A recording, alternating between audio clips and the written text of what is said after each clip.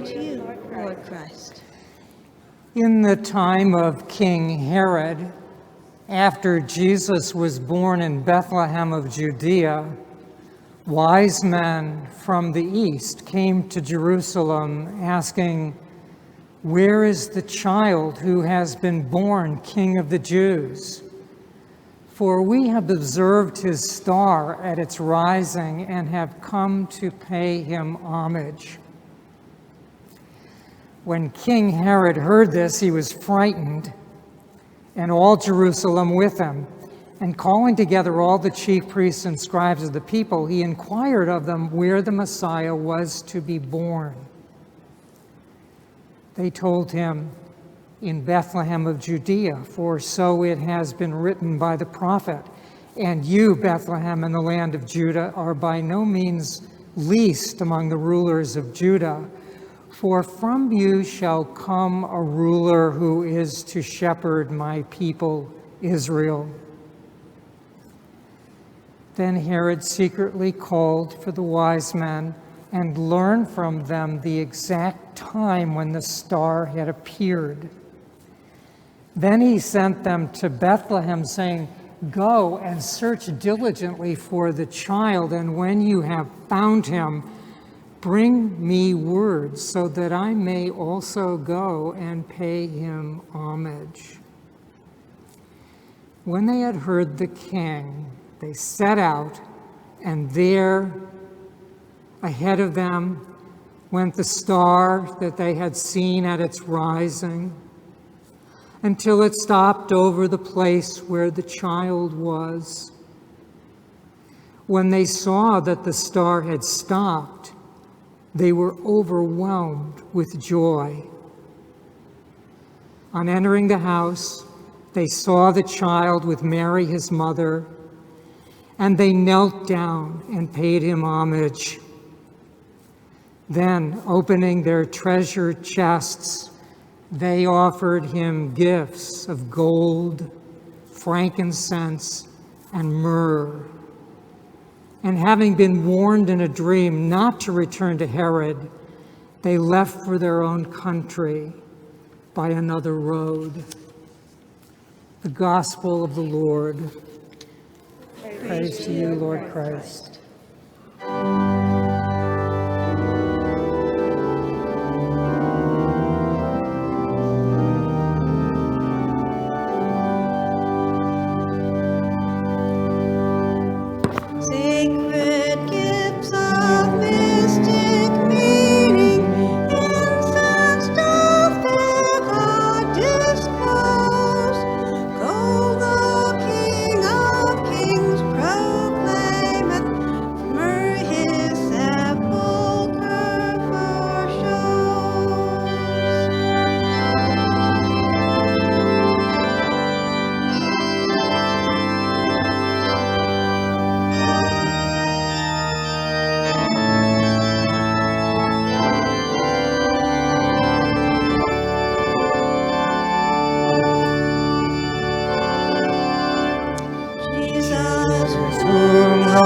Gentiles worship at thy glory Epiphany. Unto thee with God the Father and the Spirit glory be.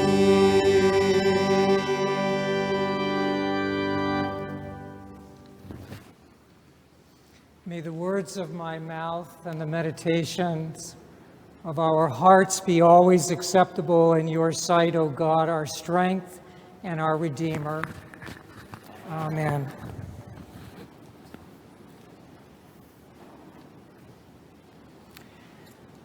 The wise men are the latecomers to the Christmas party.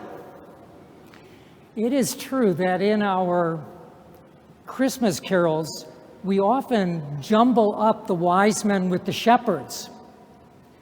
Like in the first Noel, it seems as if everybody arrives on the first night. But it could not have happened that way. For one thing, Matthew says that when the wise men entered, they came into an oikos. That means a house, not a stable. And they saw a paideia, a child, not an infant. So Jesus could be a toddler at this point, which can only mean that the wise men have been on this journey for months and months, maybe even years. I really appreciate the way in which the wise men here at Christ Church have been perched on that ledge over there, precariously, traveling all during Christmastide, and they are actually still traveling now. I like this because it suggests to us what this journey must have been like over snowy mountain passes, streams flooded with the snow runoff, deserts that were trackless. They just went on and on. And this journey reminds us of something. It overthrows a deep instinct that we have about Christmas, that it's all about coming home to a cozy, familiar spot. Matthew contradicts us. He says, no, Matthew is about leaving. Matthew says Christmas is about leaving home, about going to a strange place, an unfamiliar place, maybe an uncomfortable place. And frankly, who wants to do that? Certainly the wise men probably did not want to do it. Tradition has made the wise men kings. But Matthew does not call them kings. He calls them Magi, which means astrologers. They were stargazers.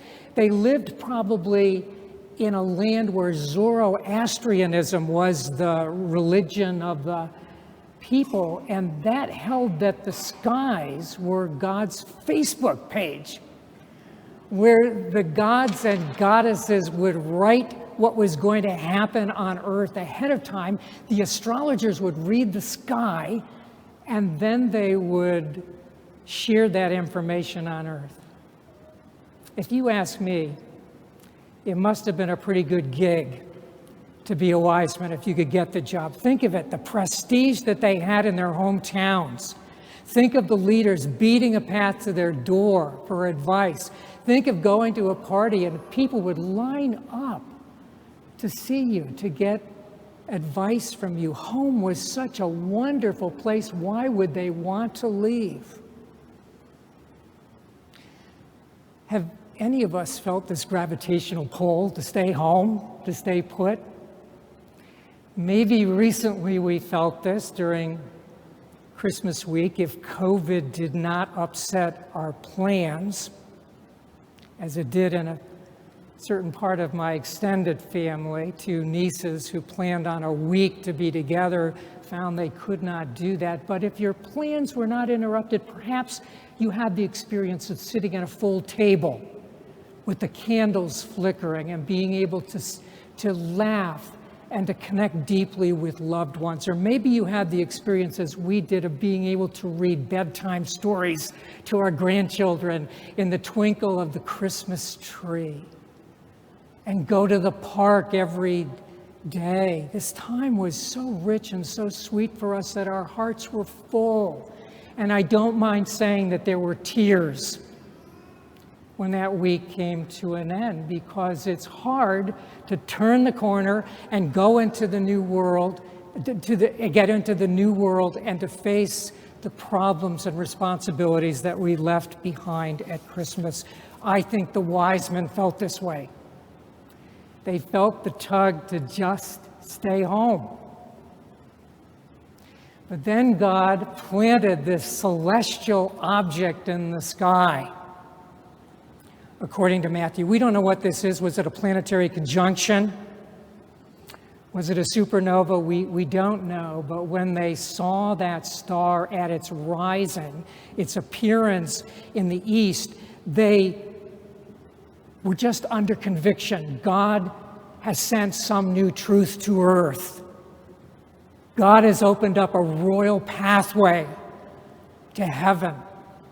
God is making a statement to us and we cannot ignore it. And so they set off on this incredible journey. And despite the conviction that they had at the beginning of the journey, there must have been moments of doubt. There must have been moments of disillusionment. I don't know if some of you may know the wonderful poem about this by T.S. Eliot called Journey of the Magi. He imagines them on this journey complaining about the flea bag hotels they have to stay in, and about the people who are unfriendly to them because they are foreigners. And they walk with this voice ringing in their ears, "This is folly. Turn around. Go back." But they didn't. They followed that celestial object because it was as if this unseen hand was holding them and guiding them to their destination, though they could not see it. And I just think this is so much like all of the turning points in our life. We couldn't see the destination ahead of time. We didn't know what our decision was going to entail. We just took a step. We chose a college, for example, or we decided on a major. We chose a spouse. We decided to start a family. Maybe we accepted a call to a faraway town where we would have to start all over. We lost all our friends and we had to start all over again. We didn't know anybody. And this was a hard thing to do, but we did it because we were following some star, some bright inner feeling that this was the right thing to do. We may have prayed about it, and it just felt right. But nonetheless, there are often moments of disillusionment and regret. We sometimes thought, well, we chose wrong. That was the wrong way to go. And yet we stuck with it, and when we look back, we realize that every one of those decisions has shaped the person that we are now, that we were met with unexpected blessings along the way.